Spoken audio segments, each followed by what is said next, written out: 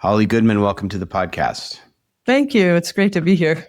I am grateful that you made time. And you and I were just talking a little bit about your work as a teacher.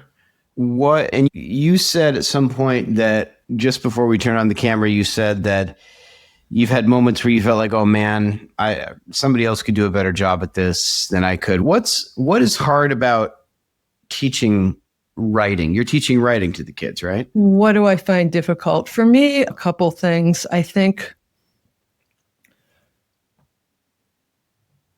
working with individuals in a classroom setting where I have a limited amount of time and I'm trying to do things on the fly, it's just really a challenge to keep all the moving pieces together, where ideally what I'm doing is after whatever exercise we're doing, I'm popping around the room and reading it, recognizing what's happening in their individual writing.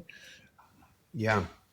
Guiding them toward what they need to make it better and pinpointing the combination of what they need as individuals and what we need as a class.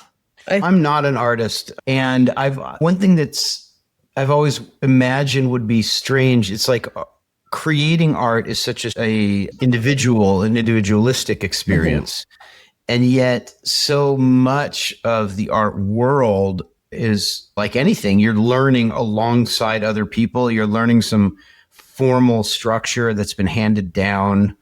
And so I would imagine that would be an interesting challenge first as a teacher. And then maybe we can talk as a writer about trying to write within a community and still have it be you're tending to the individual.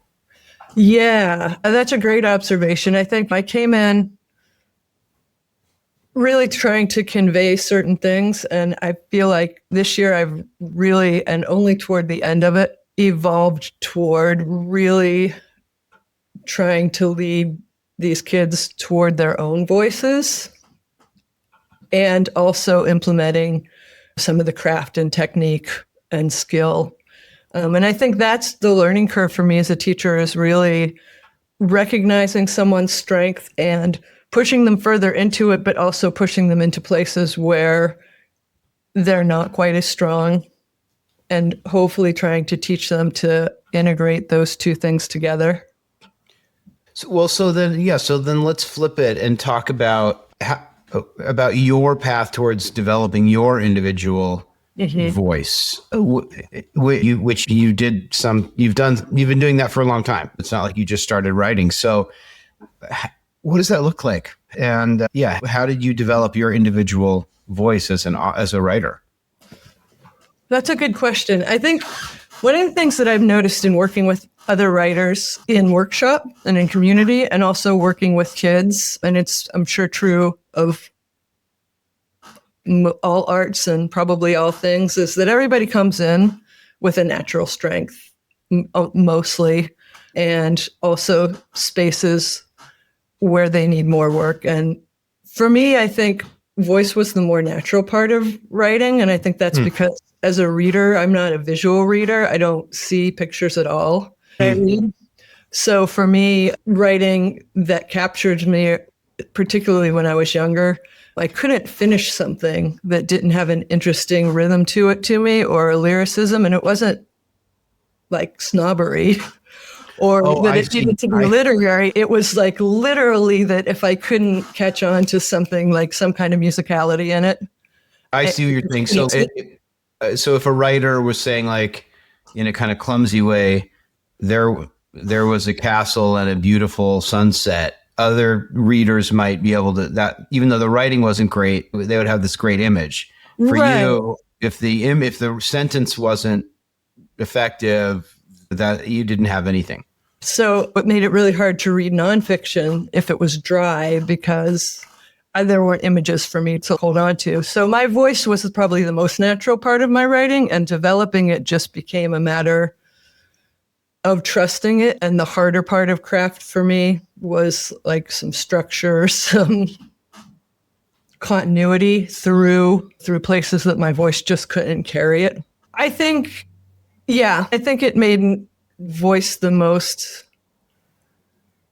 like innate or natural part of my writing. Yeah. because it's the musicality of language that caught me, and the way that details were used within that language, I think, was more natural for me. And what was more difficult and really hard learned, the structure of craft and how to put the pieces together. I felt like early on as a writer, I spent a lot of time workshopping with the Portland writer Tom Spanbauer, who was my teacher.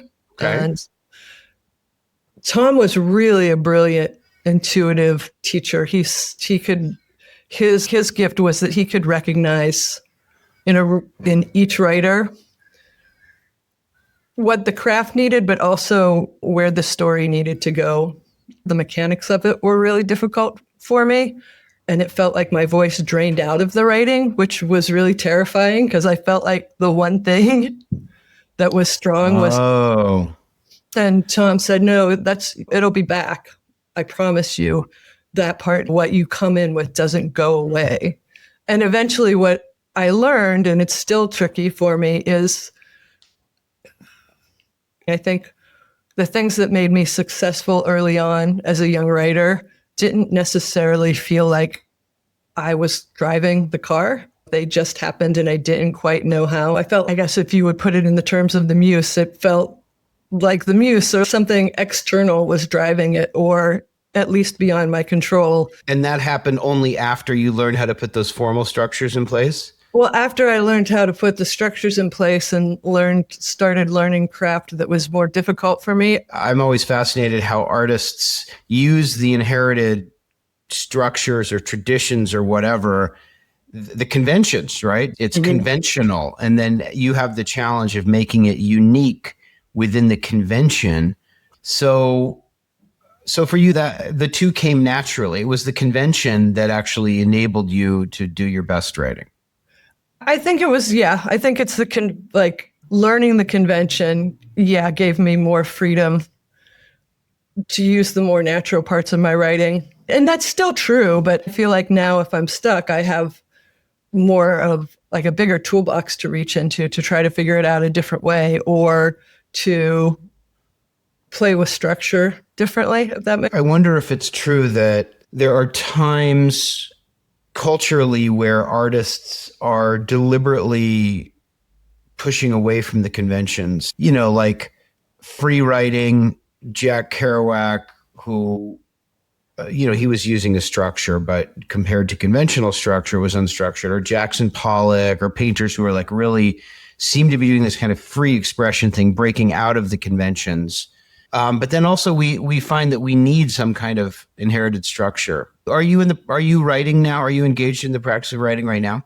Yes, I am right now. Okay. Is it still a struggle to balance those things? Maybe both. I feel like if I'm struggling to write, which I often am, I'll start it longhand in a notebook. What I'm trying to find in a notebook is what my idea really is, or what my writing teacher would have called like the vertical piece of it. The vertical piece is like the core essence, the reason this piece of writing has to come into being. Yes. Right. So if you were in a novel, the horizontal piece would be the plot that moves forward, and the vertical piece would be sometimes as literal as the narrator or a character talking directly to you about something that's an aside, but is not an aside. And for me, I feel like if I can get to a place where I understand that piece, I can build a structure around it so that I'm not just saying a thing in an abstract way. When you said vertical, in a religious context, one might call the relationship to the community horizontal and the relationship to God vertical. I think that's exactly, in Tom's terminology, that's literal what the vertical was. He would often talk to the narrators, talk about the narrator in the vertical moment as talking to God. Wow. So it was an actual, it was widening out into the bigger, wider space. Yeah. Wow, what a great idea. You can't have the vertical, you're saying, without the horizontal. And maybe not every story needs a big vertical piece, but it definitely enhances it. But for me, natural. If I don't have that piece in place, it's really difficult to find the plot too. Yes. Oh, I see. So They feed into each other. Yeah, to understand what I'm writing first, and to also discover what you're thinking along the way. The other thing that comes out for me about this horizontal vertical thing is that if you're living in a Jewish religious context, there is this challenge. There's the conventions of the community, right? There's these inherited prayers you get. Everyone is going to be saying this. And one of the great challenges of the 20th and 21st century religious experiences for individuals to find their own transcendence within that. And often they can't, and they leave. I guess this is going to be a really big question, but do you feel like where's the solution to that or the path to that? Yeah. And so I think about, are all these different conservative movements or Reconstructionists or Orthodox and Hasidic, is it all different paths, you think, to try to access this? My perspective is that for some people, getting lost in the nigun, that is in the shared melody. I'm using the melody now as a metaphor for the larger conventions of the community. For listeners who don't know, a nigun is like often a wordless melody that the community sings together. And when you hear it done really, really well, the nigunim can be very, very complex. And when they're all said in unison, it becomes like a group chant. Mm-hmm. And I think for some people, just because of the way they're wired, the transcendence of the self, the individual religious experience, and that experience are not distinct. They are the same. You become dissolved. The self can become dissolved in the religious community. And so by the fact that, if you look at like ultra Orthodox communities when everyone is dressing the same, so that the sameness allows some people to kind of dissolve and to have the release from have the vertical and the horizontal kind of be together. And I think for other people, because of the way they're wired, the sameness of the community is a limitation to their yearning to transcend in a different way. But I do know that you can't escape. You can't escape. There's a reason that Judaism does not have the tradition of the individual ascetic going off into transcend to God. It's always within the community. And I think that's because no human being ever came down to earth without being formed from some kind of community. So anyway, that's my take on it. Why did you start writing? Were you one of these people who I have to write, or what made you want to be an artist in that way? I wasn't a kid who thought they would be a writer, and I wasn't a kid who particularly read a lot because, like I said, I don't get a picture when I read. And so reading for me was not, and as much as I love books, I'm a really slow reader, and it's still maybe not the optimal way for me to take in story. But really, my path to writing was in about 9th grade. I had a friend who we just passed a notebook back and forth, like between periods, and hand wrote like a novel or a novel. You co-wrote it. Yeah, I would write it for a period and hand it back to her, and she would write it and hand it back to me. And it was really a distraction in the classroom. It was a way because I'm super ADD, it was a way to appear to be doing something. Right. It was on task when I wasn't, because I was also really not a disruptive kid. I was pretty quiet in the classroom. And then as a few people that were friends that were older than me went to college, I started letter writing and storytelling in letters, and I got a good response to it. I just followed it and kept going with it, and it was how it led me to journalism. And I realized that I liked the storytelling aspect of it, and that I liked storytelling in general, but it gave me more control of storytelling always. That was really where it came from. It was something that I started to like doing, and that I got a good positive response. It was less of a chore than the other stuff that you had been taught or told to do. Yeah, and it was places where one of the things that made some academics really difficult was if you read really slowly and don't retain what you're reading very well because you have no mental image of it. You're trying to check everything auditorily. Oh. It's a challenge. And so that was the place where language, the way that I read or could hear language became an asset instead of a deficit. Oh, wow. That's so interesting. And were you not able, the absence of imagery, you've mentioned that a couple of times. Are some people just like that? Or is that an ADD thing, which you mentioned? What is that? Yeah, there are some people that are just like that don't see images. There are people who see things almost like it's a film. If you read The Cat Ran Down the Stairs, the words are almost secondary, right? Because the trigger an image.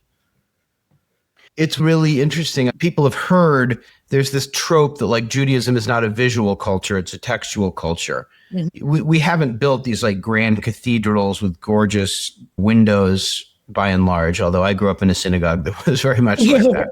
And so there's just like a resonance there as well. So tell how was just to switch maybe dramatically, what was your Jewish upbringing like? You said you grew up in a conservative Jewish context. Was that a positive experience? Were you a plugged in young Jew? Yes and no. I think it was in some ways it felt really like a burden to have to go to Hebrew school 2 days a week after school and on Sundays. And my parents usually went to synagogue they went to temple either Friday night or Saturday morning. High school football, where I grew up in northeastern Ohio, was huge. And my dad was an educator. He was an administrator in a school district that had a fantastic football program. And in Ohio, people went to those games like they were college games. So during football season, my family went on Saturday mornings. That was the religion. The religion of the community was actually football. Yeah. But yeah, I think it felt both burdensome and important to me at the same time. It felt like just tedious and hard to sit through. Yeah. But also I think I, maybe a little bit predisposed to really like ritual. And so there was something in the repetitiveness that I also really liked. I see. Yeah. Felt really... Sorry, just to go back a step, the tediousness, you asked me a moment ago about that tension between the individual and the community and how do we solve that. One of the things is that one could say that there's very little verticality in most synagogues. I remember there's this great quote by Leonard Cohen who said something to the effect of there's more spirituality or transcendence in the eyes of a junkie lying out on the street than there is in any synagogue in North America. Yeah, which is so interesting because I'm not particularly religious as an adult, but the thing that is really, to me, has the strongest pull in Judaism, I think, is the verticality of it and is the basis in questioning and exploring and like pushing through ideas and challenging ideas, which I think was talked about when I was a kid, but maybe wasn't accessed, or maybe, I don't know, maybe that was happening in places among the adults. And they did it secretly. They told the kids about it. They didn't let them see it. Yeah. Here's this amazing thing we're proud of. Just don't tell the kids. Let them in. Yeah, it was often theoretical, I think. So in other words, a kind of, you have an experience that's shared by many people in our cohort. And what led you to Art Lab? What led you to seek out this uniquely Jewish creative community? I think it was the idea of exploring it in a different context and exploring it outside of the only context that I'd ever known it within. And the conversation that came from you, and also the conversation that came from my cohort mates. And I don't know if those were things that I knew going in, but I think there were things that like maybe that was the intuitive pull toward it or the pull toward it. And also the cultural connection to it as well, because I think that's I don't know, it's just a balance that we have, I think, as Jews that most people don't have within their religion, where your culture becomes so deeply interwoven that those two things are like, I don't 100% know where one ends and the other begins. And I do have a deep sense that I don't think people who were raised in other religions have. It's that sense that if I never ever stepped foot in a synagogue or a temple again, I would still feel like as deeply Jewish as I feel, because it's just so woven into everything else. It was like, I want to try this new way of connecting to Judaism. Is that accurate? Yeah, I wanted to understand or explore different aspects of it and relate to it in a different way and see what was in there if you took out the overlay of structure that was, for me, the only way I had really ever known it, and didn't feel like a very deep knowledge. It felt like even though I was raised going to a temple every week as a kid, and my family was really involved all the way back for generations. I think my grandparents, one of my grandfathers was a founder of the temple in my community, which was industrial northeastern Ohio. In Youngstown, which wasn't very far from me, there was a much larger Jewish community. But I grew up in a city where I think there were maybe like 5 other Jews in my school. So the community itself was pretty small. And on my dad's side, my dad's family, that was my mom's side. My dad's from Pittsburgh, and my dad's family was always really involved. Somewhere generations back were founders of Tree of Life. My great aunts, who was the matriarch of that side of the family and the only member of that generation that I ever really knew, was the first female president of Tree of Life when I was... Wait a minute. Was Tree of Life the synagogue you grew up in? No, it was a synagogue my dad grew up in, though. Wow. So did that news, that experience hit your family in a kind of different way? My mom and dad, which I didn't really know at the time, my mom and dad had double dated in college with one of the couples that were killed in that shooting. Wow. So it definitely, my dad, it hit me differently because it was a space that I had been in and gone to family weddings in and family bar mitzvahs in. And I had a visceral relationship with the building from my childhood. But I don't think, I'm glad he didn't live to see that. Would have been. Wow, that's such a powerful reminder. When there is a synagogue shooting, the reverberations go much beyond the devastation of the individual families there, because it hits us all because it was anti-Semitic, but then there's this radiating network of relationships. So it hit you in a different way than it hit me because your family had a very personal connection. That's powerful. Yeah, I think of all of it. It's a sad thing to be able to say in our society, but in all of the mass shootings that have happened and keep happening, it definitely hit me a lot differently because because there was no other place that I had memories of being in. Wow, that's so intense, Holly. I didn't realize that. So I want to go back to Art Lab and ask you, so for people listening, we do a lot of text study of Jewish texts in Art Lab. I'm wondering, going back to you are a textual reader and not like a visual reader. If that was that I could see that as being a real asset as somebody studying Jewish texts, because Jewish textual exploration is so much about deconstruction of the text. I'm just wondering if your tendencies as a reader it seemed to you to be advantageous or disadvantageous in that context, or if it didn't really come up?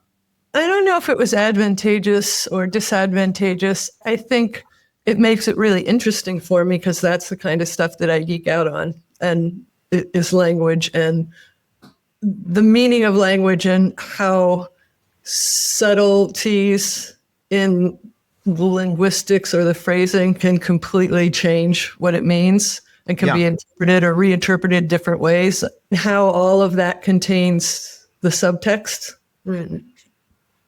whether or not you agree on what the subtext is, the way that it all lays in there. And so for me, those conversations were really interesting.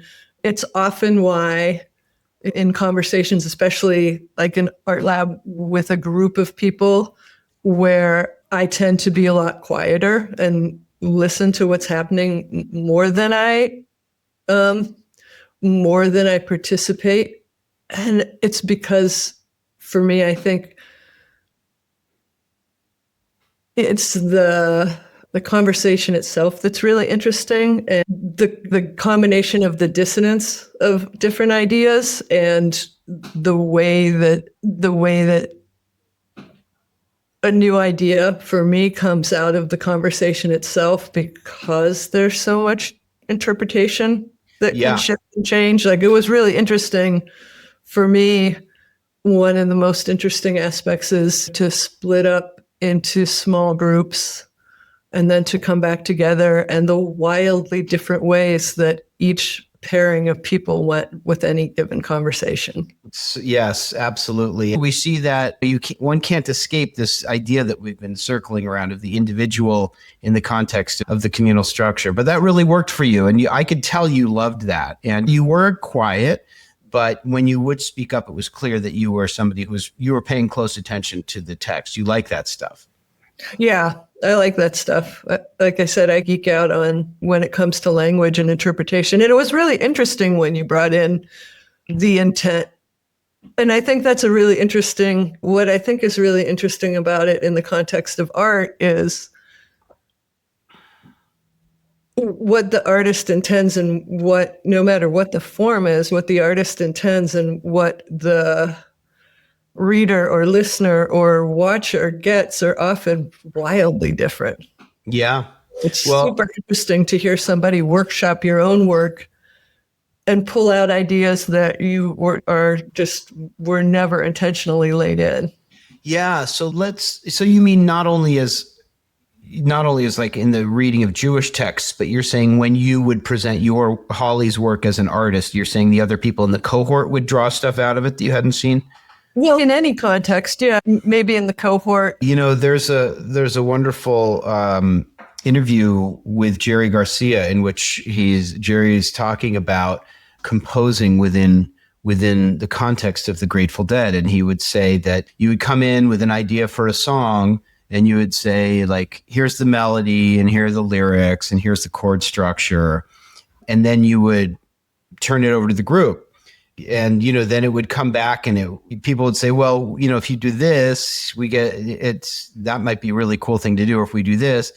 And he said that part of being in the Grateful Dead was that if you're attached to what you came into the room with, you just will not survive in the Grateful Dead. So maybe we can talk about the Grateful Dead, because you and I are both among the elite of the planet who love the Grateful Dead. And so talk to me, because I remember when you applied to Art Lab, one of your essays revolved around your involvement with the Grateful Dead. I don't know if you remember this. It involved a story about you were traveling in a van called Bertha or something. Talk to me about your love of the Dead. Yeah, that actually is a novel in progress. So I do remember it because it's been with me for a very long time, and it still has 4 or 5 chapters to go to be finished. And I'd never heard that story that you told about Jerry talking about how you would never survive in that band if you were too attached to what you thought you were bringing in, which I love, because there's the collaboration in that band and in any art form. There's just so much synergy in it. And for me, it makes another piece of that make sense to me. Another piece of what my love of the Dead is. Yeah. I think for me, my love of the Dead came, not surprisingly in this conversation, initially from lyrics and from Robert Hunter's writing and from the words themselves. And the music of the Dead taught me to listen to music in ways that I never had before. I was still listening to pretty eclectic stuff for my age, I think, as a kid, but it was almost always lyric driven, no matter what. If it was, it's listening to, if I was listening to the Smiths or to something more alternative, it was always the language that brought me in first. And I realized in listening to the Dead that this is going to sound crazy to you as a musician, I'm sure, but the music was a background for me that I didn't necessarily even hear the instrumentation. So for me, two things about the Dead that I love in my progression as a human being is one, that it brought me to all of this music to jazz, which I never probably would have listened to otherwise, because I would sit and listen, like I would try to hear what each instrument was doing, because it all to me, and I couldn't separate out. Some things like the keyboard is obviously, you're going to hear the keyboard, but I didn't really understand what a bass line was until I tried to really isolate what was Phil doing, like what sound was coming out of that guitar. So wait, do you remember the first lyric that kind of grabbed you, that made you think, wow, there's something to explore here? Or the first song? So my entry point to the Grateful Dead, like a lot of people my age, but not all, was Touch of Grey when it started to show up. And I don't know exactly what in the lyricism it was there. And it might have initially just been the combination of the idea of this band, which... I actually think that the idea of the Grateful Dead really connects to what we've been talking about this whole time. And because we started out by talking about the individual within the classroom setting, and then the individual within the structures of the artistic convention. And then you asked me about the individual in the religious community. And I think that the idea of the Grateful Dead is, there's, in a normal band, you've got musicians who sometimes with a very, very high degree of skill and artistry are just playing a simple thing in service of the song. Like, so the individual kind of fades into the background a little bit. But in the Grateful Dead, you have individuals, each of whom is playing as though they are the only instrument. I mean, you could listen to Phil's bass track or Bobby's rhythm track, and it's probably less true of the drummers, but still, each one of them is like playing their own individual symphony. And then it comes together in the service of this thing that's like, goes to the next level. And so I think that the idea of the Grateful Dead is very much reflective of its time, of the 1960s and 70s, which is everybody be who you are, and be the freest version of yourself. And then you're still, bring it back into a community. But to me, that's what's so magnificent and about the Dead, and I think has lent itself to so much pondering and writing and reflecting, is this incredible relationship between the communal identity, which extended beyond the band to the audience, but the extreme individualism and of expression of every individual within the band. It's this giant collaboration on the stage, but also in larger ways. It's this giant collaboration that builds something bigger than its parts. Yeah, it's this weird thing where the individual has to both be at their maximum expression, but also willing to surrender the most simultaneously. And to me, that's an ideal way of communal representation. And I think that's in many ways what people of our generation in the Jewish world are looking for, somehow to be able to be in a community that's a strong community, but also to be themselves without limitation. Yeah. And I wonder if that's true just within the wider world, but also, certainly. It was always interesting to me that I felt like there were always a lot of Jewish deadheads. Yeah. And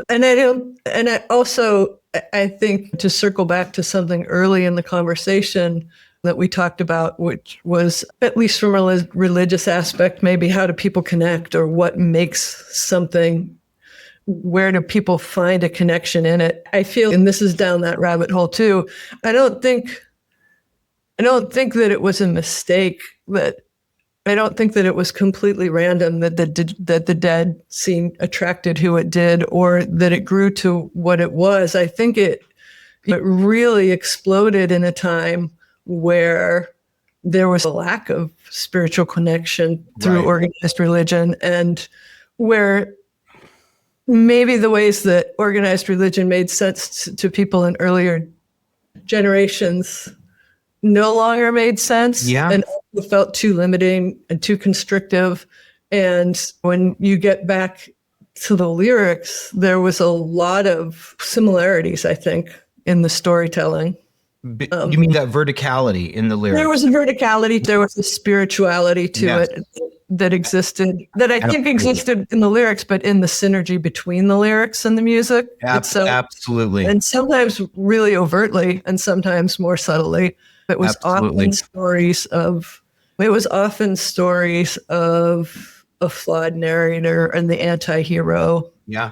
Or characters within the storytelling, because it came so deeply out of roots music, American roots music and storytelling. There are often characters. As a reader, if they're in a book, it's a character I love too, a character who has hope against hope and believes something better is coming. And as the reader, you know that nothing better is coming for this. But they're committed to the journey or to finding out. You know, I jokingly sometimes say, if you don't love the Grateful Dead, you don't love America. Make America dead again.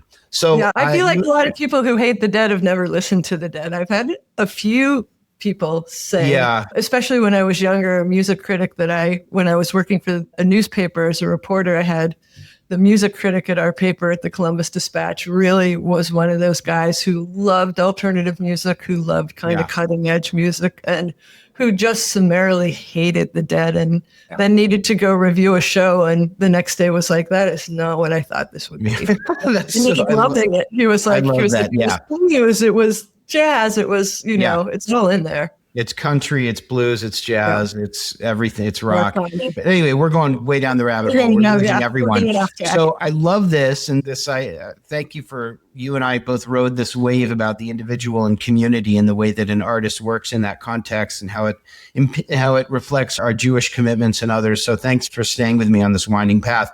I'm going to close with asking you one thing that you love that you just want to share with people, and then the best Jewish food. All right, I'll stay on the track that we're on and say I love archive.org, and not just because it's got the entire Dead archive on it, because it's just this massive archive of, you can research in a million different directions, languages, anything you're thinking. Yes, so this is archive.org, archive.org. Tell people what it is.